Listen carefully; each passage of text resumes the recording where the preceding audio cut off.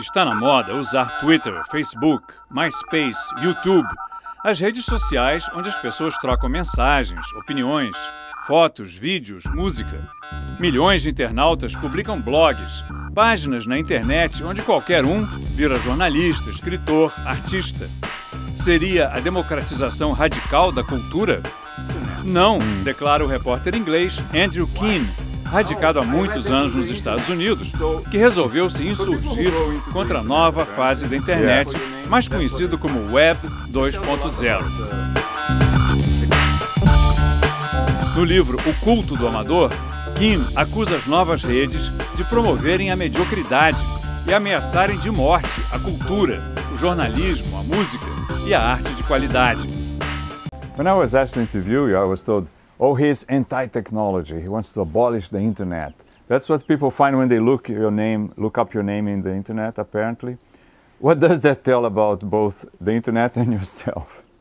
Right, and I think it tells a lot about critics of people like myself who are critical of the internet, but are also lovers of technology. I think you can be both. I think one of the problems with the techno-utopians around, particularly in Silicon Valley, is that they assume that anyone who's critical of technology is a Luddite, and I'm as wired as them. I have as many gadgets, I'm on the internet as much as them. So yeah, you can be critical of technology and love technology and use it all the time.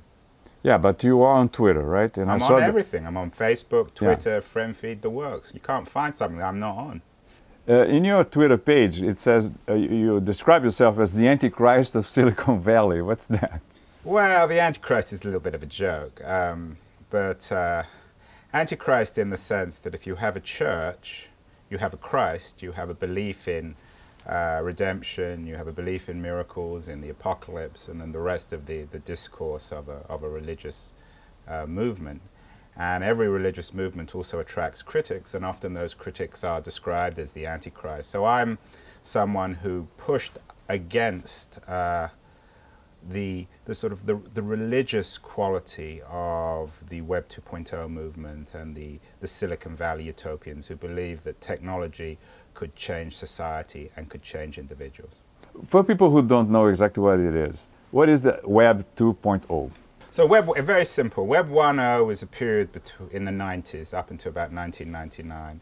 It was the first stage in the history of the internet when you got this technology and all the traditional media companies put their content on the internet. It didn't represent a cultural revolution. It represented a shift from publishing in physical form to publishing in digital form. So you got something like the New York Times that put its content on the internet. Web 2.0 is a cultural revolution. It was started by Google and then taken up by companies like YouTube and MySpace and Twitter and Facebook. It represents a self-publishing revolution in which rather than having publishers from above, professional journalists publishing their content and distributing it on the electronic network, you had all of us, you and I and everybody else out there, self-publishing, not making any money and distributing their content on blogs and MySpace and YouTube and Twitter. The Web 2.0 movement, implicitly at least, undermines the whole notion of professional journalism and professional media, because now we have the technology that enables all of us to become commentators, and indeed many of us have become commentators. We're all on Twitter, we're all on Facebook, we all have blogs, we're all expressing ourselves. A lot of noise. The problem is there's not a lot of truth, not a lot of quality out there. But the apologists of this new internet, they say this is democracy, right? Everybody has the right to have their opinion and express it. What do you say to that? Is that true? Yeah, it's not really true. A lot of the people don't understand democracy. They forget that there was a great debate about democracy at the beginning of this country's history between the Federalists and the Anti-Federalists. The pure Democrats lost. What America has is a representative democracy where they choose elected leaders, professional politicians who represent them. Media, traditional media, is like that. You have experts who represent high quality opinion and content and fact. It's a meritocracy. You can have a meritocracy within a democracy. The radical Democrats on the internet, the ideologists of Web 2.0 are people who believe that all democracy has to be pure, and pure democracy in practice doesn't work. it breaks down into anarchy, and it lends itself not towards democracy, but ultimately towards oligarchy. I read your book in the Kindle, the electronic book, and when I wanted to search something, it directed me straight to Wikipedia. Yeah. So what do you think of that? Well, I'm pleased you're looking at it on the Kindle. I think the Kindle's a nice device. I hope you paid for it, did you?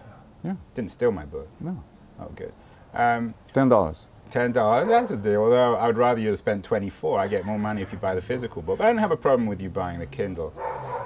I don't mind you being redirected to Wikipedia, as long as you, as a professional journalist, are critical and understand that it doesn't have a central editor, no one's doing any fact-checking, and often it's a little bit unreliable. Wikipedia is a great first stop for information.